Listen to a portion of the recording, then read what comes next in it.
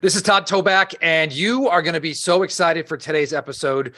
We have a guest who started investing when he was pretty much 18 years old, and he went from basically selling chickens on the side of the road, and I'll let him tell you the story, to now owning a 500 pad mobile home park portfolio. That's right. You heard me right. An 18-year-old who went from selling chickens to now owning close to 500 pads in a mobile home park portfolio. So Dylan, welcome to the show.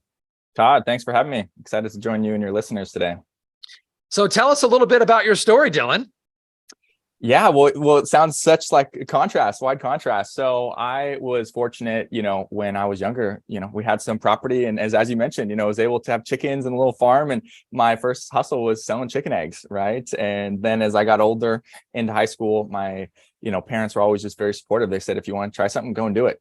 Nothing gets a handout. And so I tried some network marketing, did door-to-door sales, and my main bread and butter throughout high school was my landscaping business. And so for me, I made some money in landscaping throughout high school. And right before I graduated in 2017, I went to a Tony Robbins seminar in my local area of Seattle, and they upsold a real estate course. And so I went to that real estate course and decided to proceed forward with it. And I graduated in 2017 in June. I said, by September, I'm going to start this course, and I'm going to learn all summer, save up some money, and started real estate in September.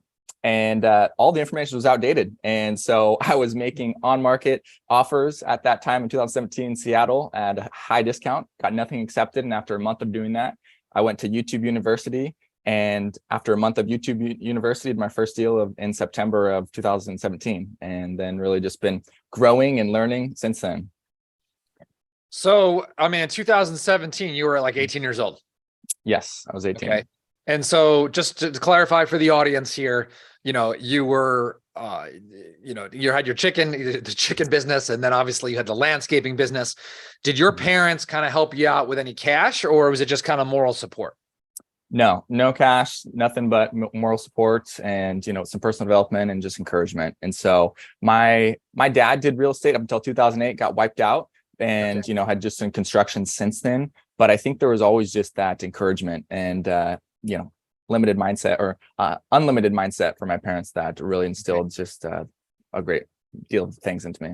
By the way, parents, if you're listening to this, that's probably the best gift that you can give. Way, way, way, way more than money. So Dylan, so your first deal, because obviously now this is about mobile home parks, right? Was your first deal a mobile home park? Was it a single family house? Tell us about that deal. Yeah. So my first deal I actually found on Craigslist, and I found someone who was trying to dispo a property in Tacoma area. And so I called up the guy, used my charm, and just built great rapport with him. And I said, hey, I got some buyers and investors, would be happy to, bring buyers in. And this guy was making over 200 grand a year and still had a W-2 job. And he's like, yeah, I just haven't marketed to my buyers list. And I said, great, I'd be happy to, we can split the profits. And so I ended up bringing in all the buyers. I held the walkthrough, did all of that full jazz, and it was on a Saturday. And then right after that Saturday, locked up a buyer as a $26,000 wholesale fee, and we split it 50-50. And that was the first deal. And so I got a little bit of low-hanging fruit bringing the buyers in, but then from there started my own marketing and invested into my marketing channels thereafter. Okay, so was that a single family home or was it a mobile home park? That was a single family deal. And so I did single family for 2 years. And then the end of 2019, my prior partner and I, we had built up a single family operation doing a lot of out-of-state wholesaling in St. Louis. We did rent to owns, wholesales, owner finance, and we were actually selling a single family deal through a text blast. And this guy's like, oh, I'm not selling, but I have a mobile home park I'd sell you. And we're like, great. We knew we wanted to get into some form of multifamily, and it was just God's great timing. And so it was a 12 lot mobile home park outside of St. Louis, too small, would never buy anything that small now because it's not worth it. But we got some bumps and bruises, bought that with friends and family, bought another one right across the road. We had 22 lots there, and that was our first kind of park. And so in 2020, shut down the single family operation, just focused on this one mobile home park for that first year, made no money, just was all out of state, learning construction, management, out of state operations. And then the beginning of 2021, in March, decided to kind of ramp things up and went from 22 lots to over 500, bought in Texas, Minnesota. I'm going to slow us down here for a second. So this is awesome because I love this fast pace. Yes. Right? But Anybody who's listening to this, and we have a lot of newbies that we, talk to, and then we got people who are trying to scale their business. And then we got plenty of people who are making seven figures in this business who own, multifamily. And so there's lots to take away from this.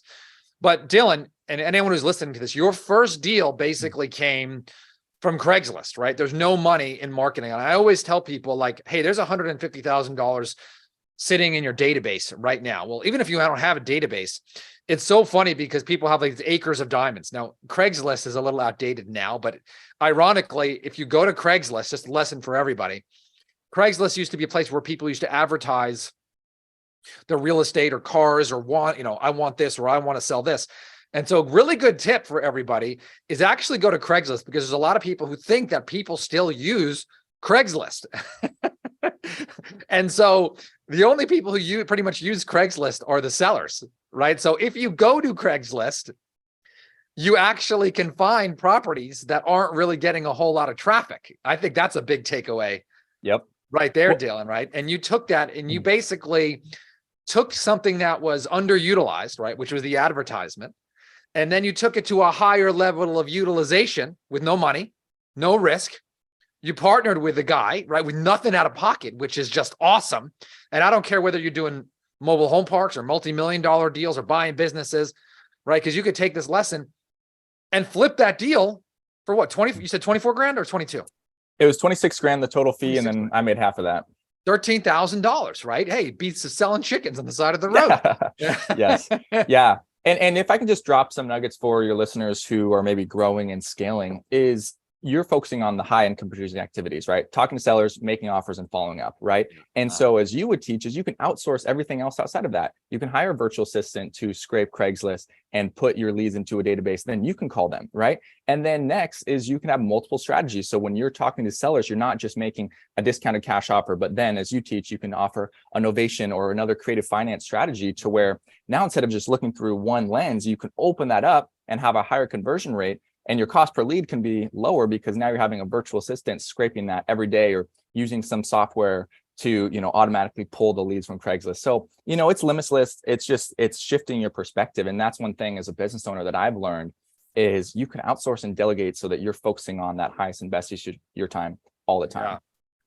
Well, that's awesome, Dylan. So it sounds like you bought, so then you moved from the single family, which was awesome. By the way, if you're listening to this, I highly encourage everybody to use wholesaling as a way to generate lots of cash, right? And we still wholesale houses because we got a team who will help us, do this. And frankly, it's without wholesaling. By the way, I wish I would have gotten into mobile home parks sooner than I did. But you can start to use that cash and invest it. So one thing that I also want to talk about is that you talked about something that wasn't worth your time.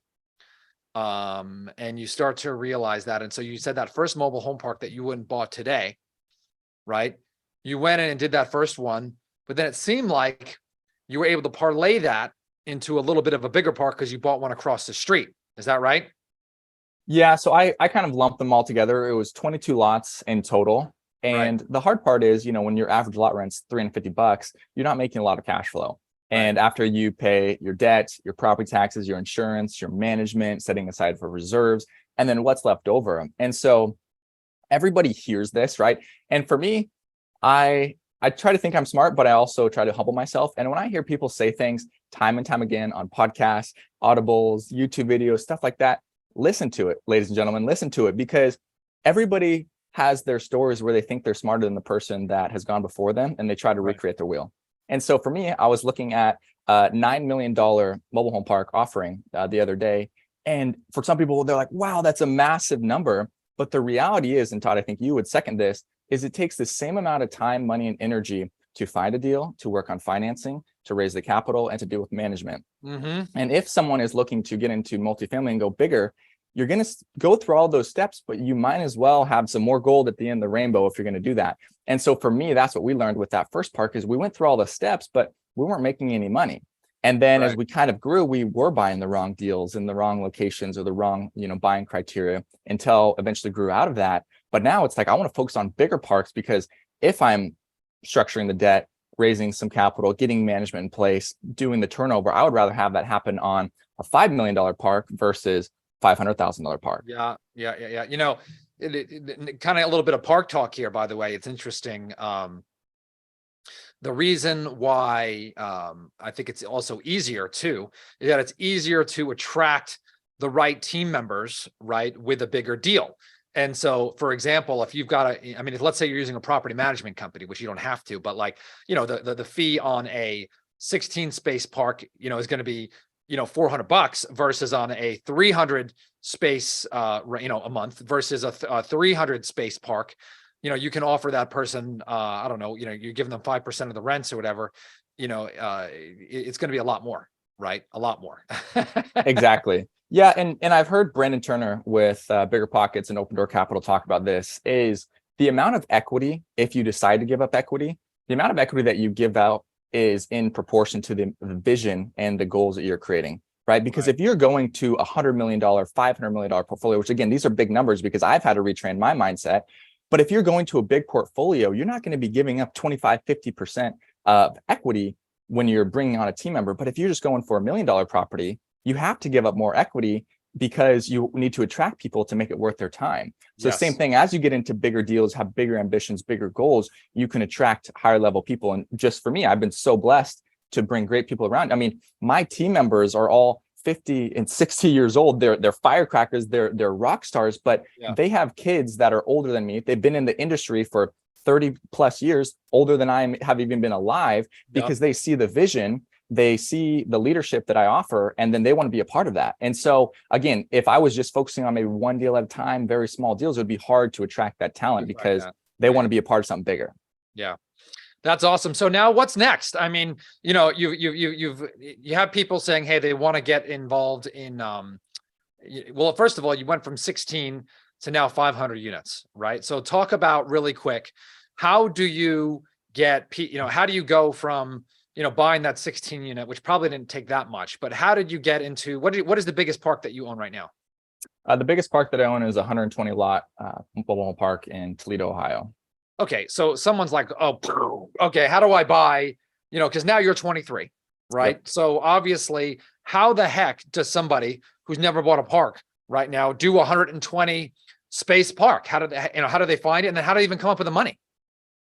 Yeah, so I'll definitely answer that, and you might have to reel me in, but I'm going to try to backstep to the inception of that if I can. So let's do this though. Keep it like under 60 seconds, so we just hit the bullet points. Perfect. So learning lessons, a big one, is have more cash saved up, right? And that's something we didn't do from the beginning, so that you can spend the proper due diligence on the property, the traveling, the inspections, everything, so that you pull all of the skeletons out of the closet before you buy a park. That's my 60-second thing before you start growing. And so for us, the evolution was, for that 120 lot park, we had purchased that for just under 3 million total. And, it'll be worth about 5.5, 6 million by the time we're done with it. It had a very high amount of vacant park owned homes. And so when we had purchased that, we had to raise about $900,000 in equity, and then got about a $2.4 million non-recourse bridge loan for that asset. And so again, for me, being at that time, I was 21, I think 21 when I bought it. And so using other people's resources, we brought in a partner to sponsor that $2.5 million plus loan. We had to bring in some partners to raise the capital.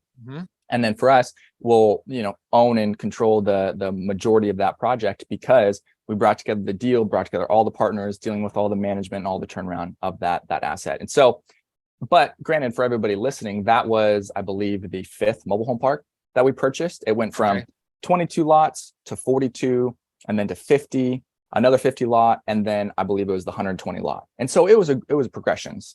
All right. So, obviously you've built one success upon the other, right? If someone says, okay, Todd, I want to buy, I want to own what you own, right? I want to do what you do. Give everybody one or two pieces of advice here. Like if you had to start someplace, what would that look like? So there's 3 things that comes to every deal, right?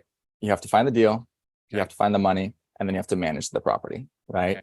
So those are 3 components to make a successful project. So if someone's looking to start out, of course, these are the real rough numbers, is to get into any deal, it's going to cost money, right? Of course, there's no money down real estate, all of that jazz, but you're going to probably spend anywhere between $5,000 and $50,000 on earnest money to get your foot in the door. You're going to probably spend another 10 to 20,000 on a phase one, a survey, an appraisal. And then, if you are doing legal work, whether if you're doing a joint venture, a syndication, you're going to spend another 10 to 15,000, 20,000 maybe on legal work, right? So that's a lot of money. I've gotten into pretty much every one of my deals without using my own money, right? And so again, you can use other people's resources to do that. But again, it's going to take someone to get your foot in the door. So how do you start getting access to that money? Well, I think having credibility is a big thing that I'm focusing on now, and just being present online, right? In your Facebook, your Instagram, going to local meetups so that people know and see your face, and you are depositing that relational capital into those relationships so that when you're ready to withdraw, you're always stacking up your pipeline until you're ready to withdraw. But if you have a deal ready to go right now and you haven't done anything, and now you come from a place of desperation and of neediness, versus if you have spent 3 to 6 months building relationships, and now when you're ready to go deal, you're talking to everybody saying, hey, I'm going to go start buying mobile home parks. Here's what I'm looking to accomplish, or apartments or storage facilities, RV parks, single family. So you're making all those deposits. Then when you're ready to withdraw, those relationships have already been established for you to start raising the capital. So that's awesome. That's what I would recommend. Yeah, that's what I would recommend first. And then, so now you have the money lined up. And then again, getting in the rooms to where you are not the highest level, right? To where getting around mentorships, people who, whether if that is with podcasts or actual masterminds and mentorships, because you'll learn on how maybe they would structure a deal, how they're doing each of the projects. And Tim Bratz with Legacy Wealth, he talks about your first deal isn't meant to make you rich and retire you, right? It's supposed to set you up for the next deal and the next deal. And so again, maybe you're coming in and you're providing a piece of that, whether if it is the deal, the money, or the management, right? Which one can you provide? And so maybe you're bringing a deal to someone like you, Todd, or myself, and you're getting a portion of the ownership, or you're maybe getting a little kicker of an acquisition fee or something like that. Or maybe you're bringing some aspects of management, or maybe you're bringing some relationship to that deal. There's so many ways to do it. But again, it's just starting to build your ecosystem around what it is that you're moving towards. Sweet. What I heard there, by the way, is number one, you don't need your own resources, right? So if you're totally broke, you don't have to do that. But I can tell you this, and I always talked about this, not needing, right, money today is a really, really, really good thing, right? Because you can make better decisions, right? So if you've got a deal locked up, right, you can spend $5,000 to put that money in earnest money. Now you will get that back, right, from your investors later, or if you're going to spend $5,000 on an environmental survey, right? You will get that back, but you may have to outlay that initially. Whereas if you're going paycheck to paycheck in every freaking deal, right, is, it's like you're running like a chicken with your head cut off, and you're going to miss out on opportunities, right? The long-term game, because you're thinking about, okay, how am I going to eat this week? Right. So that's really what I got from that. The other thing, just to, confirm, is that, hey, is that you're not always trying to hit a home run, right? You want to build and then build and then build and then build. You got a long time, but you want to take action today. Yeah, most definitely. And you said a very good point there of not coming from a place of desperation, right? And chasing your next deal. And that's where everybody in business, right? They focus on what's going to happen in the next 6 months, the next 12 months, which is great. You can do a lot in the short amount of time. But when you shift your perspective, for me being 23, and I don't care if you're 20, 30, 40, 50, but you need to lengthen your horizon, because whatever you're doing is going to probably take longer than you expect it to take, and is going to be harder than you expect it to take. And so when you go into it, for me, I'm not trying to make a buck quick. I'm looking at the next 3 years, 5 years, 10 years, because I know if I consistently take those steps and those actions, in the next 5 years can build the portfolio to $100 million. But if I'm like, hey, you know what? I have these principles and these boundaries in place, but if that takes a little longer, that's okay, because you have to have those building blocks. It takes a little bit of time. That's awesome. Justin, if people want to get a hold of you, maybe they want to partner with you on a mobile home park, or they want to reach out, where can they find you? Honestly, Facebook is probably the best way. Dylan Stewart on Facebook. My website is northstarinvestors.com. They can find me there. And so. Okay. Awesome. Dylan, thank you so much for being a guest on the show. And man, I can't wait to see where you go. Yeah. Appreciate it, Todd. And thanks for having me. All right. Talk to you soon, my man. Bye-bye.